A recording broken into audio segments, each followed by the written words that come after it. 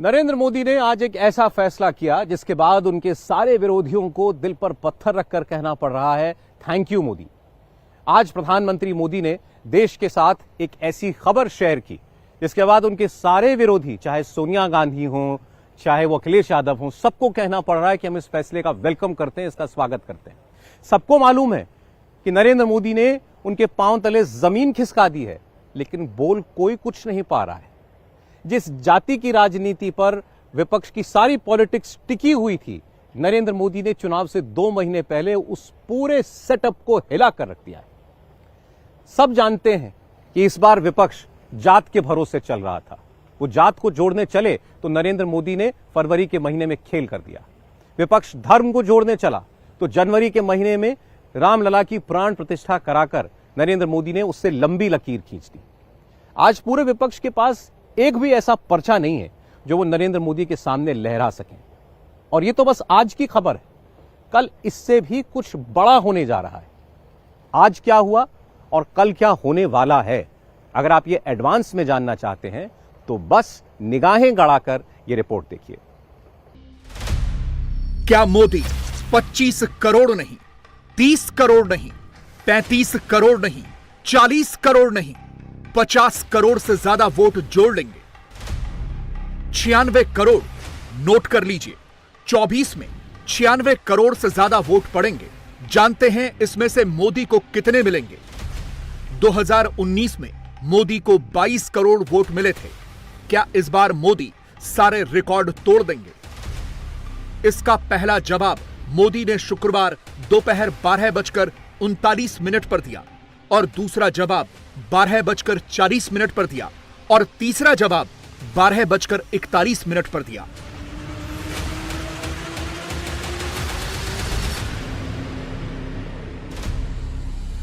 शुक्रवार को सिर्फ 2 मिनट के भीतर मोदी ने 43 करोड़ वोट कैसे अपने खाते में जोड़ लिए? 24 जनवरी से 9 फरवरी के बीच सिर्फ 17 दिन में मोदी ने 5 राज्यों की 201 लोकसभा सीटों पर 35 करोड़ से ज्यादा वोट कैसे अपने पाले में कर लिए? क्या जो असंभव है 24 में वो संभव होने जा रहा है? क्या मोदी अकेले अपने दम पर 50 करोड़ वोट का आंकड़ा पार करने वाले हैं? यह संभव है क्योंकि मोदी ने ऐसी फील्डिंग बिछाई है कि कांग्रेस बगले झांकती फिर रही है। मोदी ने कैसी फील्डिंग सेट की है, इसका जवाब चाहिए तो मोदी की टाइमलाइन पर जाइए। 24 में हैट्रिक के लिए मोदी ने भारत रत्न की हैट्रिक वाली स्क्रिप्ट लिखी है, जिसमें पहला नाम चौधरी चरण सिंह का है। चौधरी चरण सिंह के लिए मोदी के शब्दों पर गौर कीजिए। अतुलनीय योगदान, राष्ट्र निर्माण, कांग्रेस के आपातकाल के विरोधी, किसानों के हितैषी, लोकतंत्र के प्रहरी। 24 की हैट्रिक के लिए मोदी ने 9 फरवरी को जो हैट्रिक बनाई है उसमें दूसरा नाम पूर्व पीएम पीवी नरसिम्हा राव का है। नरसिम्हा राव यानी राजनेता, विजनरी लीडर, इकोनॉमिकली एडवांस्ड, बहुआयामी विरासत, ये सारे शब्द मोदी ने लिखे हैं। मोदी की हैट्रिक वाली ट्रिक में तीसरा नाम है डॉक्टर एमएस स्वामीनाथन का। एमएस स्वामीनाथन यानी हरित क्रांति के जनक, कृषि के क्षेत्र में भारत को आत्मनिर्भर बनाने वाले शख्स, इनोवेटर, मेंटर, ये भी मोदी के ही शब्द हैं। नरेंद्र मोदी की सोच किस लेवल तक जा सकती है, कितनी दूर तक जा सकती है, विरोधी न उसे समझ पाते हैं, न ही ट्रैक कर पाते हैं। 24 जनवरी को कर्पूरी ठाकुर को भारत रत्न यानी 36% से ज्यादा अति पिछड़े समुदाय का भी वोट और बिहार के 7 करोड़ 64 लाख वोटर्स का भी जोड़। 3 फरवरी को लाल कृष्ण आडवाणी को भारत रत्न यानी 50% से ज्यादा हिंदू वोट और गुजरात के 4 करोड़ 94 लाख वोटर्स। और अब 9 फरवरी को चौधरी चरण सिंह को भारत रत्न यानी यूपी, हरियाणा, राजस्थान और दिल्ली में जाट बहुल 40 लोकसभा सीटों पर भी सीधा असर और देश के 26 करोड़ किसानों पर भी मोहर। यूपी के 15 करोड़ 29 लाख वोटर से डायरेक्ट अप्रोच। नरसिम्हा राव यानी तेलंगाना की 17 लोकसभा सीटें और 3 करोड़ से ज्यादा वोटर्स तक पहुंचने वाले फैक्टर। और डॉक्टर एमएस स्वामीनाथन यानी तमिलनाडु की 38 लोकसभा सीटों पर जीत की गारंटी वाला कैलकुलेशन और 24 में 6 करोड़ 18 लाख वोटर्स तक पहुंचने का मिशन। 24 के लिए मोदी 5M वाली सॉलिड फील्डिंग सेट कर चुके हैं। राहुल और राहुल की पार्टी तो अब पिच पर आने से भी डरने लगी है। एम से मंडल यानी कर्पूरी ठाकुर, एम से मंदिर यानी लाल कृष्ण आडवाणी, एम से मार्केट यानी पीवी नरसिम्हा राव, एम से मिलेट्स यानी डॉक्टर MS स्वामीनाथन और एम से मंडी यानी चौधरी चरण सिंह। इन 5M की बदौलत मोदी जहां मजबूत थे वहां अब अनबीटेबल हो गए हैं और जहां कमजोर थे वहां मोदी ही सबसे बड़े कंटेंडर बन चुके हैं। 17 दिनों में मोदी ने भारत रत्न के लिए उन 5 चेहरों को चुना जो न किसी परिवार से आते हैं, ना ही उन पर कोई यह आरोप लगा सकता है कि उन्होंने अपने परिवार को आगे बढ़ाया। मोदी ने जिन चेहरों को देश का सर्वोच्च सम्मान दिया है, ये सारे चेहरे ओरिजिनल हैं, बिल्कुल रॉ हैं। ऐसा नहीं है कि इन चेहरों को भारत रत्न दिए जाने की मांग पहले नहीं हुई, बिल्कुल हुई, लेकिन तब की सरकारों ने यह कदम नहीं उठाया। यह हिम्मत किसने दिखाई, यह फैसला किसने लिया? मोदी ने लिया। उदाहरण के लिए चौधरी चरण सिंह को ही ले लीजिए। मोदी ने उनकी यह तस्वीर शेयर की, फिर योगी ने जो लिखा उन शब्दों पर गौर कीजिए। जननेता, किसानों के मसीहा, शोषितों एवं वंचितों के लिए समर्पित, लोकतंत्र के साधक। देश के पूर्व प्रधानमंत्री, किसानों के मसीहा चौधरी चरण सिंह जी को भारत रत्न की घोषणा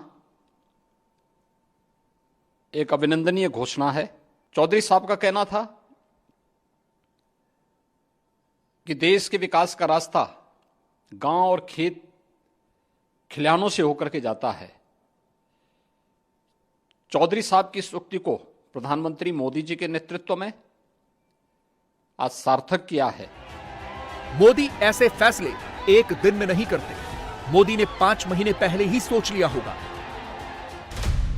अगर जयंत चौधरी से 2 रात पहले मोदी और जेपी नड्डा मिले तो तय मानिए मोदी तब तक फैसला कर चुके थे कि चौधरी चरण सिंह को भारत रत्न देना है। 24 का मास्टर प्लान मोदी ने कुछ इस तरह तैयार किया है। तभी तो जो जयंत चौधरी कल तक अखिलेश के साथ थे, इंडी अलायंस में थे, वो अब ये लिख रहे हैं कि मोदी ने तो दिल जीत लिया। वो कैमरे पर आकर मोदी के लिए ताली बजा रहे हैं और अब तो ये तक कह रहे हैं कि मैं किस मुंह से इनकार करूं कि अब मैं एनडीए में नहीं हूं। जो आज तक कोई भी पूर्व की सरकार नहीं कर पाई, वो फैसला बेबाकी से नरेंद्र मोदी जी के विजन से और प्रयासों से और उनके समर्पण भाव के कारण हो पाया। विशेष तौर पर प्रधानमंत्री नरेंद्र मोदी जी को, क्योंकि उनके विजन का हिस्सा है जो उन्होंने निर्णय लिया, भारत रत्न से नवाजा है। 3 अवार्ड दिए गए हैं, खासतौर से चौधरी चरण सिंह जी को जो सम्मानित किया है। बहुत बड़ा संदेश पूरे देश में गया है। देश की भावनाएं इस सरकार के इस फैसले से जुड़ी हैं और ये साबित किया है मोदी जी ने कि वो देश के मूल भावना और चरित्र को बेखूबी समझते हैं और जानते हैं। सीट पाने की अब आप भाजपा के साथ हाथ मिलाने के लिए तैयार हो, आप भाजपा के साथ हाथ मिला रहे हैं। देखिए, कोई कसर रहती है। आज मैं किस मुंह से इनकार करूं आपके सवाल। यहाँ आपको ये भी समझना होगा कि चौधरी चरण सिंह को भारत रत्न देने का 24 के लिहाज से सियासी मतलब क्या है। पंजाब में सबसे अधिक 38% जाट आबादी है। इनमें से 35% जाट सिख धर्म से हैं, 3% हिंदू धर्म को मानने वाले जाट हैं। हिंदू जाट की आबादी वाला सबसे बड़ा प्रदेश हरियाणा है। यहाँ 31% हिंदू जाट है। पश्चिमी यूपी में 17% हिंदू जाट और 2% सिख जाट बसते हैं।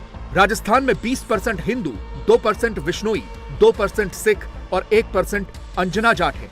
इसी तरह दिल्ली में 10 से 12%, एमपी में 4 से 5%, गुजरात में 8% आबादी जाट की है।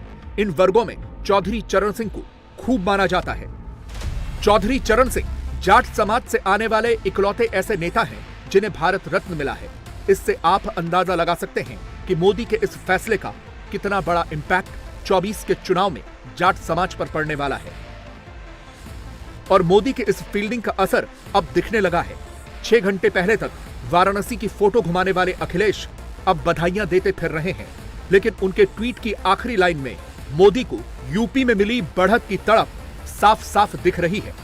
इसे जितने भी किसान नेता और जितने भी दलों ने जो समय समय पर मांग की थी, उन सबको बधाई और धन्यवाद, जिनकी के परिणाम आज दिखाई दे रहा है कि देश के पूर्व में रहे प्रधानमंत्री, किसान नेता, और उन्होंने पूरी जिंदगी अपनी लगा दी थी गरीब किसान को खुशहाली के रास्ते पर लाने के लिए। मोदी को हर बात पर कोसने वाले राहुल गांधी अभी तक मोदी के इस बड़े फैसले पर चुप हैं। उनकी टाइमलाइन पर आखिरी ट्वीट भी प्रधानमंत्री को टारगेट करने वाला ही है।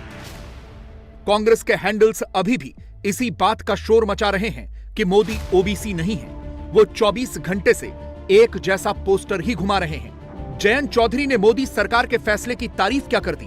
कांग्रेस वाले अब उन्हें भी भद्दी भद्दी गालियां देने लगे हैं। यूथ कांग्रेस के अध्यक्ष की टाइमलाइन पर चवन्नी वाली फोटो है, निशाने पर जयंत है। इससे एक चीज तो क्लियर है, मोदी ने 24 के आखिरी पावर प्ले में ऐसा स्ट्राइक रेट मेंटेन कर रखा है कि कांग्रेस को सोचने भर का चांस तक नहीं मिल पा रहा। कांग्रेस अध्यक्ष भले ही ट्विटर पर आकर यह लिखें कि मोदी सरकार ने 3 बड़ी हस्तियों को भारत रत्न देने का अच्छा फैसला लिया है, मगर राहुल और राहुल की टीम मोदी का यह फैसला अभी भी पचा नहीं पा रही। वो उसमें सियासत ही ढूंढ रही है, मोदी की मंशा पर सवाल ही खड़े कर रही है। किसी को भी इस तरह से सम्मानित करने के पहले इसकी मंशा भी देखनी चाहिए। ये बड़े नाम है। नरसिम्हा राव जी ने, हमारी पार्टी ने उनको प्रधानमंत्री बनाया। उस वक्त तो सारे सांसद इंक्लूडिंग नरसिम्हा राव जी सोनिया जी को कहने गए थे कि आप प्रधानमंत्री बनिए, पर वो शासन के लिए पागल नहीं थे। उन्होंने कहा नहीं, मेरी जिम्मेवारी और है और आप में से बनिए, और नरसिम्हा राव जी को प्रधानमंत्री बनाया गया। अभी हर रोज बीजेपी हमको गाली देती है। कर्पूरी ठाकुर साहब बड़े सम्मानीय नाम, ये चौधरी चरण सिंह जी किसान नेता, बड़ा सम्मानीय नाम। हमारे लिए नरसिम्हा राव जी हमारे देश के प्रधानमंत्री कांग्रेस पार्टी के रहे, पर उन नामों का वोट बैंक पॉलिटिक्स के लिए यूज करना ये ठीक नहीं है। और एक और गाली देना, एक और मत बैंक की, वोट बैंक की पॉलिटिक्स आती है, तब ये करना ठीक है। सबको पता है कि चुनावी सीजन है, इसलिए मोदी के हर फैसले को विरोधी उसी नजर से ही देखेंगे, उसमें वोट बैंक ही ढूंढेंगे। मगर यूपीए की सरकार ने भी तो 10 साल तक इस देश पर राज किया। वो चाहती तो 2004 से 14 के बीच कभी भी इन सारी हस्तियों को भारत रत्न दे सकती थी, मगर उसने ऐसा नहीं किया। और अब जब मोदी ने यह सम्मान दिया है तो विरोधी तिलमिला उठे हैं। वो या तो मोदी को ही गालियां दे रहे हैं या फिर भारत रत्न को ही पॉलिटिकल टूल बता रहे हैं। दीदी की पार्टी के एक सांसद सुदीप बंदोपाध्याय तो ये तक कह रहे हैं कि मोदी सरकार में भारत रत्न की कोई अहमियत ही नहीं रह गई है। मरणोत्तरी से ही वो भारत रत्न दे रहा है, बहुत अच्छा बात है, लेकिन 10 बरस बाद क्यों याद आया, ये बात तो उठेगा। रही बात सोनिया गांधी की, तो पहले तो उन्होंने कुछ नहीं कहा, फिर जब कहा तो एक लाइन में बात खत्म कर दी, और उनकी लाइन थी, I welcome it. Ma'am, would you like to say something on the Bharat Ratna being given to PV Narasimha Rao? Bharat Ratna given to Chaudhary Charan Singh and Dr. M.S. Swaminathan, ma'am. PV Narasimha Rao awarded Bharat Ratna. Ma'am, Bharat Ratna has been given to Chaudhary Charan ji ko. Ma'am, and Narasimha Rao ji has been given Bharat Ratna. Ma'am, what do you have to say about it?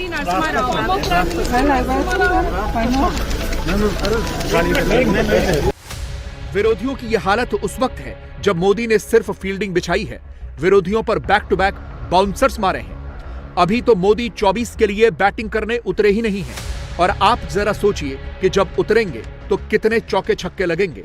जो कोई और न कर सका वो मोदी ने कर दिखाया। इस मैसेजिंग का वोटर्स के दिमाग पर कितना गहरा असर पड़ेगा, न राहुल सोच पा रहे हैं, न सोनिया, और न कोई और विरोधी। इसका संज्ञान पहली बार गवर्नमेंट ने लिया है, मोदी जी के नेतृत्व की हमारी गवर्नमेंट ने लिया। दलगत राजनीति से ऊपर उठकर पीवी नरसिम्हा राव को भी सम्मानित किया। नहीं, बराबर दलगत राजनीति से ऊपर उठकर ही हम लोग इस प्रकार के फैसले करते हैं। देश के ऐसे लोग जिनका देश की प्रगति और विकास में योगदान है, उनको ये दुर्लभ सम्मान मिला है। बधाइयां भी और प्रधानमंत्री जी को धन्यवाद। देखिए, विपक्ष का अपना नजरिया होता है, वो टाइमिंग का सवाल तो है नहीं, वो टाइमिंग देखते हैं, लेकिन हम लोगों का ये मानना है कि ये सभी भारत के रत्न हैं, जिन्हें भारत रत्न की उपाधि मिली। विरोधी जब तक सोचते हैं तब तक मोदी बहुत आगे का प्लान रेडी करके इंप्लीमेंट भी कर चुके होते हैं। भारत की सियासत में आज की सच्चाई ही यही है कि मोदी जैसा पॉलिटिकल मिक्स कोई और विरोधी तैयार कर ही नहीं सकता। भारत के 5 रत्नों को भारत रत्न देने का इंपैक्ट 24 में कैसे पड़ेगा, कुछ आंकड़ों से यह भी समझिए। 2019 के चुनाव में मोदी की पार्टी ने 303 सीटें जीती थी और 24 में 370 का टारगेट अचीव करने के लिए मोदी को 67 सीट एक्स्ट्रा चाहिए होंगी। अब आप सोचेंगे कि यह कैसे होगा। बीजेपी ने 14 में 428 सीटों पर चुनाव लड़ा, 282 जीत ली। 19 में बीजेपी ने 436 सीटों पर चुनाव लड़ा, 303 सीटें जीत ली। यानी 2014 में जो स्ट्राइक रेट 65% का था, 19 में मोदी उस स्ट्राइक रेट को 69% पर लेकर चले गए। 2014 से 19 के बीच 10 राज्यों में मोदी की 44 सीटें बढ़ी, जबकि 23 सीटें घटी। यानी नेट गेन देखें तो कुल 21 सीटों का फायदा बीजेपी को हुआ। 24 के लिए मोदी का फोकस उन 133 सीटों पर ज्यादा है जहां 19 में बीजेपी लड़ी तो मगर हार गई। इनमें से 72 सीटों पर बीजेपी रनर अप रही।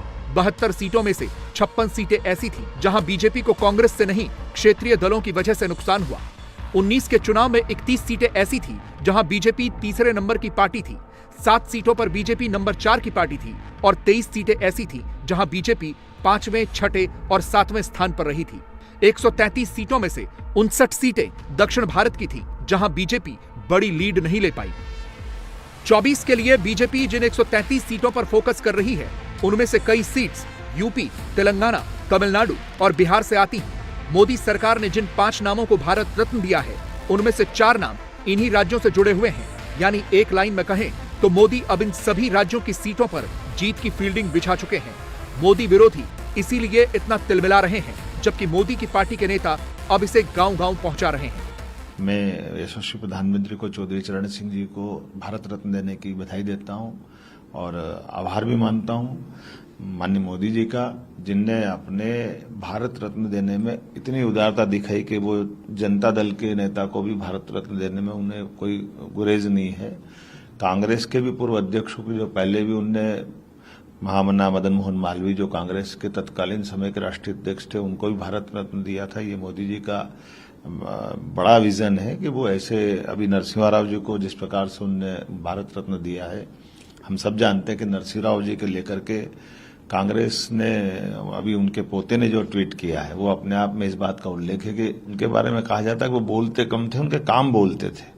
ऐसे एक महान नेता को भारत रत्न देना, और स्वाभाविक रूप उनके पोते ने जो प्रतिक्रिया दी है कि कांग्रेस ने उनकी पार्टी में पूरे नरसिम्हा राव जी के पूरे योगदान को भुला दिया था। मैं धन्यवाद देना चाहूंगा मोदी जी को, जिनने नरसिम्हा राव जी को याद रखा।